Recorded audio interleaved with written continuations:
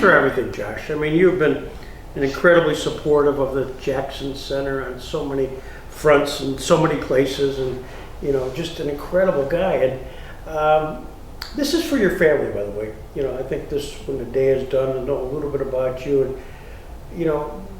kind of a little bit about your mom, your dad. Could you tell a little bit about your parents? Well, I'm from a family of 14. 12 children, 7 boys, 5 girls, and 2 wonderful parents. My father was an oral surgeon and happened to be president of the New York State Society of Oral Surgeons. My mother graduated from St. Lawrence when she was 18 years old, quite an accomplished scholar. And she was the leader in our family in terms of education. It wasn't if you were going to college, it's when you were going. Right. So it was all of us went to various colleges. I have 2 distinguished brothers, both are top scientists in their field and are known for pretty amazing things. But in our family, we were obviously lived in a small community, Clinton, New York. At that time, it was a farm community, home of Hamilton College. And all the boys were hockey players. I think all of us went, I was a Division I player at Colgate. Everyone went on and played hockey somewhere. 2 of my brothers went to Williams. One of them was the captain of the hockey team. So we were raised in a hockey community, and when we were brought up, if you wanted to play hockey, you walked to the rink. It was 1.5 miles. You carried your bag and your skates. A big bag, by the way. It was a big bag, and the interesting thing was the owner of the arena, Edward Stanley, you could not have a locker unless you were on a travel team. So you lugged your stuff back and forth till you got the message. And the message was simply, be good enough to be on a travel team and you will have a locker. And that was true for every child that wanted to play hockey from 5 years old forward. So we all managed to get lockers, fortunately. And it was a great experience. I ended up getting a scholarship to go to the Canterbury School in New Milford, Connecticut, where I was the captain of the hockey team there and had some pretty good accomplishments. I was not a good student before I went. I ended up being 4th or 5th in my class because that's all you had to do was study and athletics. And it was a Catholic school, and you went to Mass every day as well. So part of our upbringing. Went on to Colgate University, which has been on a full scholarship, and that was a great experience as well. I still have multiple friends from there. We just had our 60th reunion, and 2 of our colleagues, we just dedicated two rooms and 2 new buildings to them. They were our class president and our class secretary, both who are fine gentlemen, and a bunch of us got together and raised a bunch of money for them to be celebrated for their contribution over 60 years, as well as when they were students. So it was a just happened, wonderful event, etc. Graduated from Colgate in '65 and went on to work for Shell Oil Company for a year, because I used to pump gas on the New York State Thruway as a young man. And I was fortunate enough to get several promotions in the first year. I then decided in the first year that I wanted to go to law school, and having not taken the law boards or anything of that nature, I approached the dean of the law school, Robert Miller. And he was a former prosecutor, I've forgotten where, a fine gentleman. And he asked me, why should I take you? And I gave him whatever explanation. He said, come back and see me next Friday. And the following Friday, it was in June, he said, I'm going to admit you. I guess they took a chance on me. And I had the distinction of, at that time, they would call on you alphabetically. Since he taught 2 classes in my first year, he called on me in every class.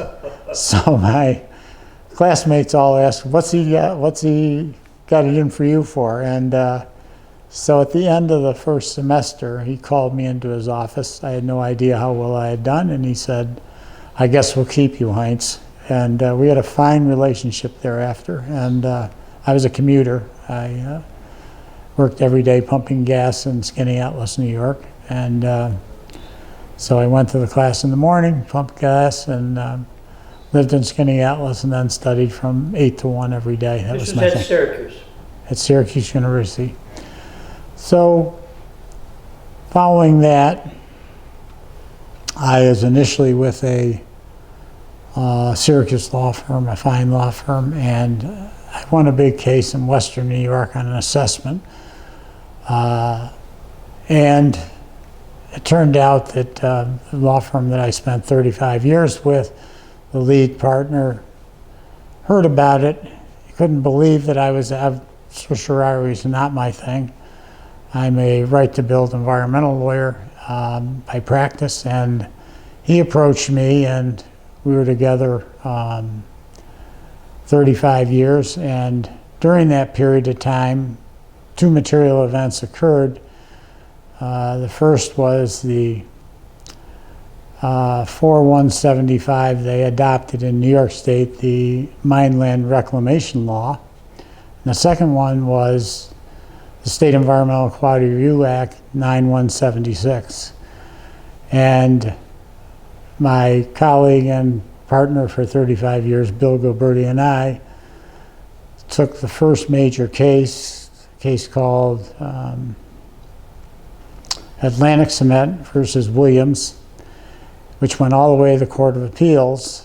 That case, the Department of Environmental Conservation wanted to shut down a 3,000-acre mine on the Hudson. It employed 500 people and shipped cement from Albany all the way to Florida. And we won that case. It turned out to be a huge groundswell of support on the issue of grandfathering of your rights, and we ended up representing all the major mining, surface mining companies, not only in New York and the Northeast, but nationwide. And it made a very unusual practice. It was very demanding, but we were super successful, and it allowed us to do a lot of different things, both in terms of legal efforts and legal accomplishments, but also on the give back side of the practice. And I can't remember exactly when I made an anonymous donation to Syracuse University on behalf of my parents. I had no connection whatsoever to the College of Law. That's where I gave the donation. It was a significant one.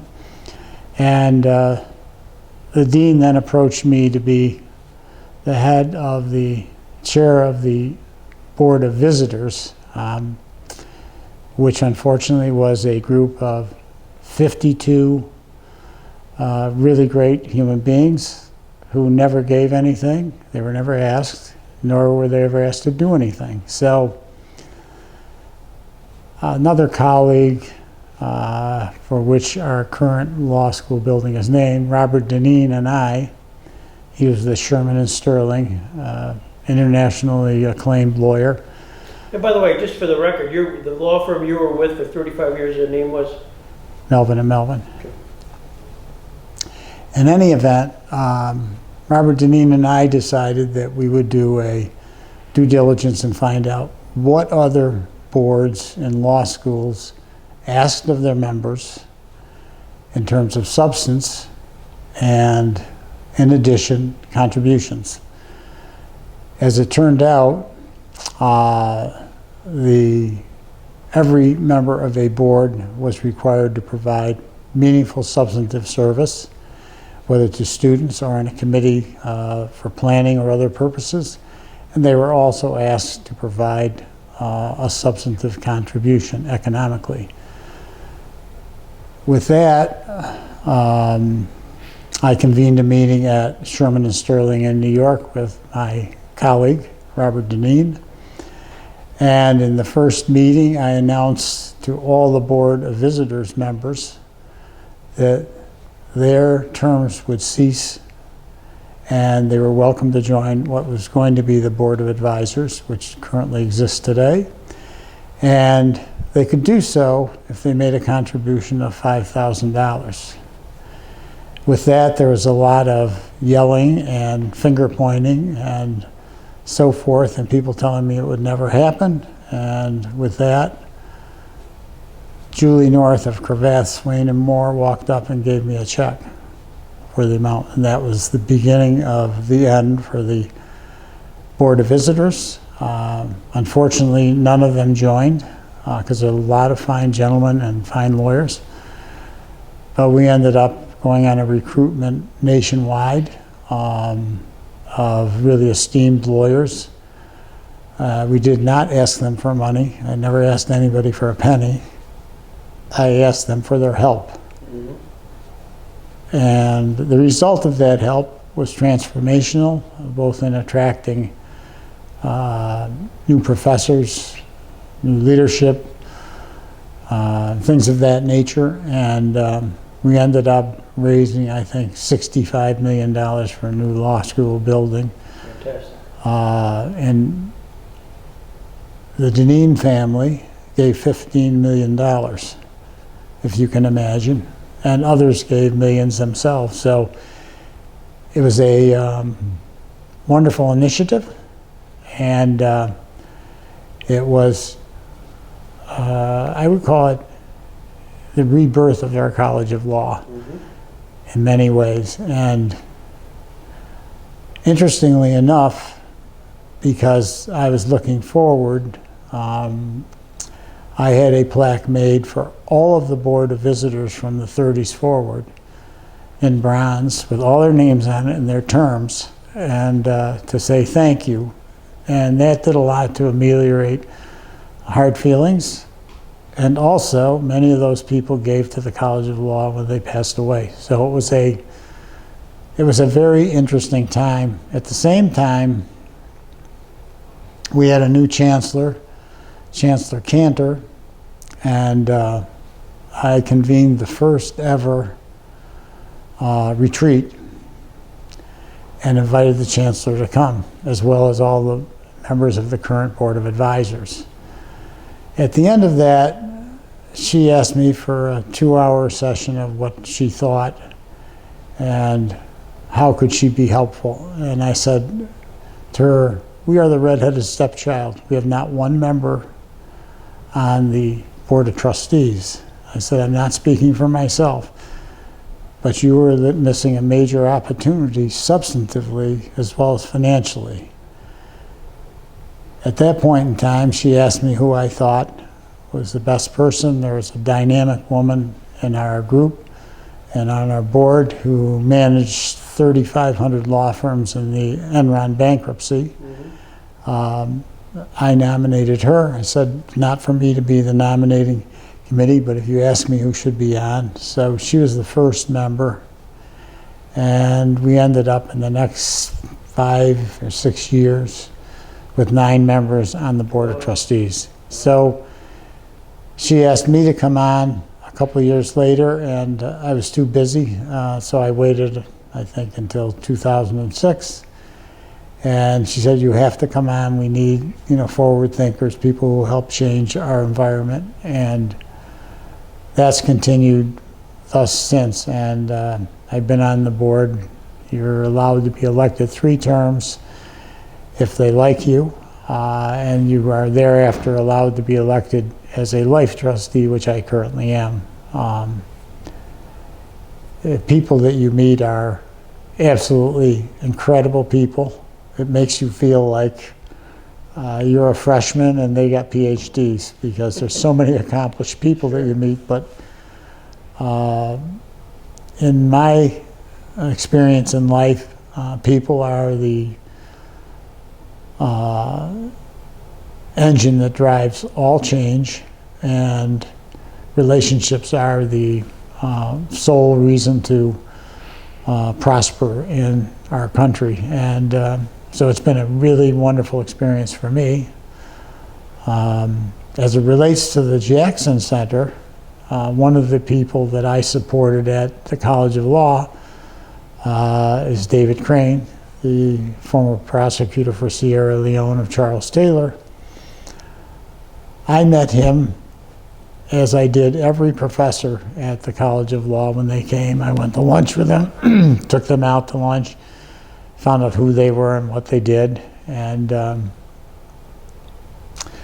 I became kind of interested in how is all this stuff going on, and he educated me about, he was the first prosecutor since Nuremberg. I had no idea about many of the things that he was talking about. I did some research, and then, as luck would have it for all of us, he invited me to the first or second International Humanitarian Law Dialogues.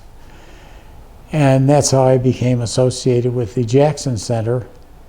And I had the honor of meeting Ben Ferencz, Whitney Harris, and Bill Kaming, and I was absolutely shocked at the huge undertakings they had undertaken to prosecute the Nazi leadership.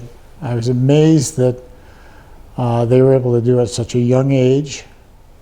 And the thing that was most impactful to me is I asked them in each one of my small conversations with them, did anybody ever say thank you? And they said, no, we're just discharged.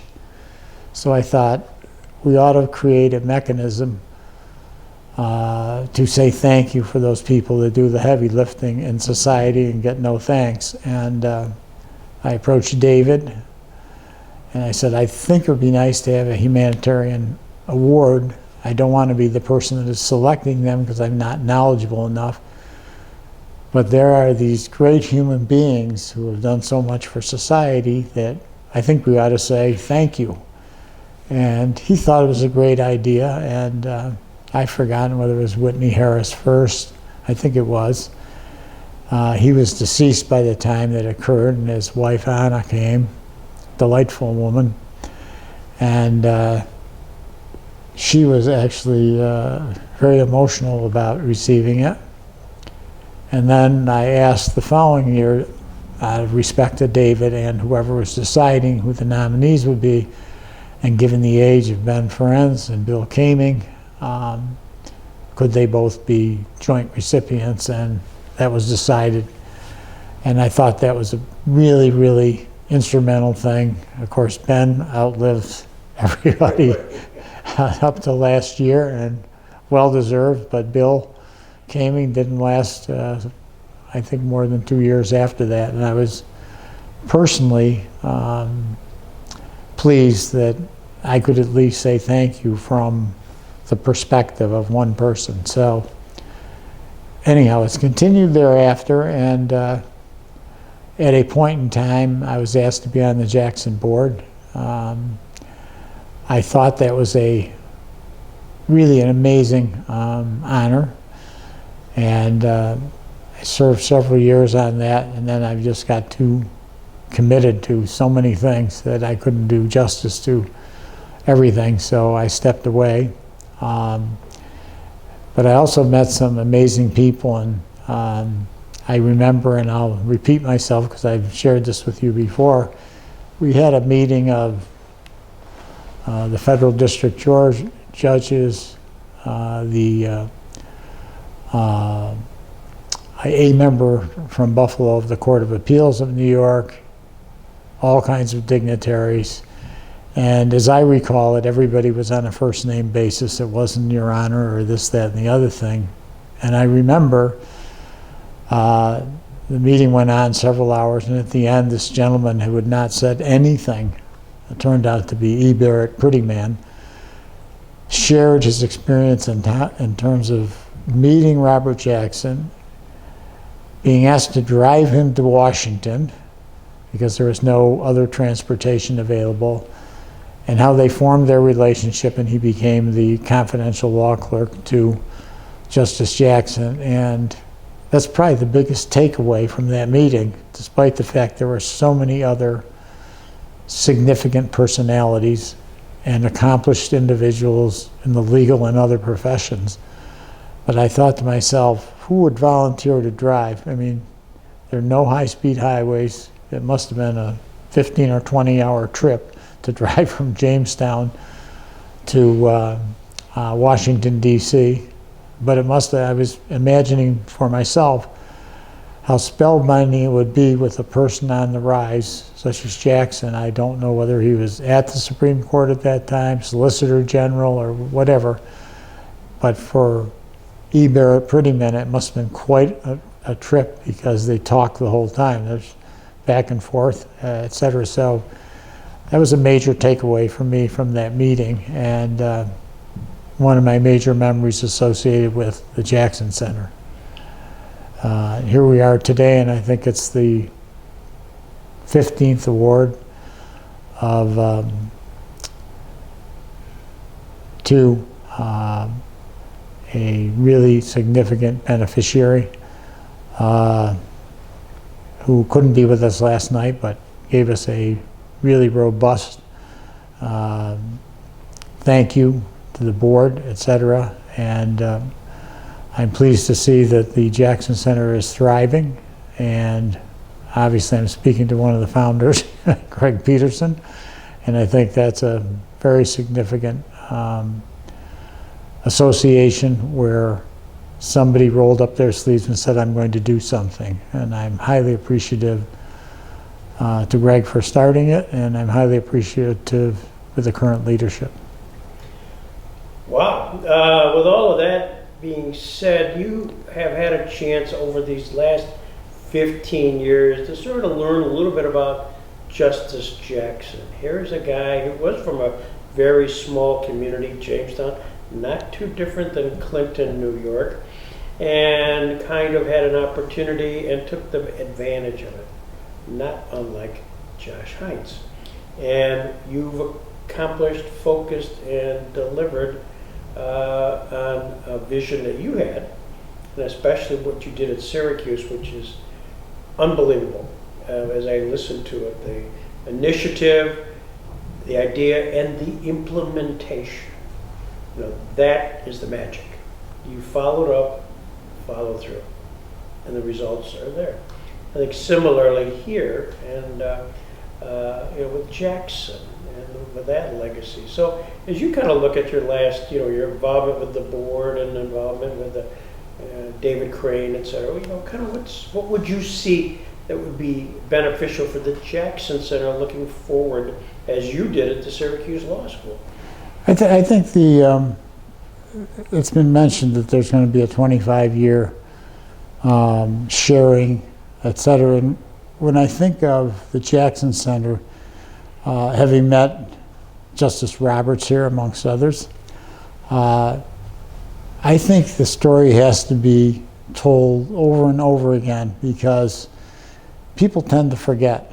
When you hear people say the Holocaust didn't exist, we have to remind people of the powerful mission and powerful initiative taken by Justice Jackson to hold people accountable. And I think the one thing that happens is people tend to forget. And I'll give you a vignette. When you used to come into Syracuse, you were greeted by Marley Scrapyard, 104 oil tanks, Clark Concrete, etc. One of my former clients, he's deceased now, decided that he was not going to have that greet us any longer. So we ended up condemning all the oil tanks, which you can imagine. That was a huge lift because they're all represented by the mightiest of companies, Exxon, Sunoco, etc. And now you have Destiny USA there. That was a change that was dramatically necessary. Kids that have been around 20 years don't even remember that. They have no idea. At the same time, you had our lake polluted by Allied Chemical. It is now clean. You can swim and fish in it. People don't remember that. So I think it's important from the Jackson Center perspective to remind people of who he was. And I always find it fascinating that when there's a nominee to the United States Supreme Court, they reference Jackson's decision. Why is that? He was a huge personality and a huge mover of really great legal principles in a very easy to read, understandable, passionate way. And I think those are the things that the Jackson Center has to do to remain relevant, because people forget. It's been 80 years and you hear people say, well, you know, it never happened. Well, then you don't want to repeat that to many Jewish people. But the fact of the matter is, I think it's important for the Jackson Center to really have a 25-year anniversary sharing. I also find it extremely valuable for John Barrett to send all the vignettes that he sends about Jackson, because people like me have no idea about his upbringing, and he shares these wonderful pieces of information about Jackson in the beginning, what he was like, skating on the ice and things of that nature. This is really, really important so people can associate. It's much like the discussion last night on Star Trek. You really have to have something that engages your audience beyond the law. And I think John's done a wonderful job making the facts about Jackson's life known to everybody, and I think that's a really important thing. I also think that I would call it the continual effort to improve the Jackson Center's grounds, media, leadership, in terms of both the presidency and things of that nature, has been really, really telling. And I think it will attract a lot of families to help. I found it interesting just going to the new hotel on the lake. I didn't realize that there was an amusement park there. I don't know how often people from this area are reminded or whether they even know, but I think it's a great piece of history. And I think this is a great piece of history that has to be repeated and shared. And I'm looking forward to seeing what these vignettes will be like.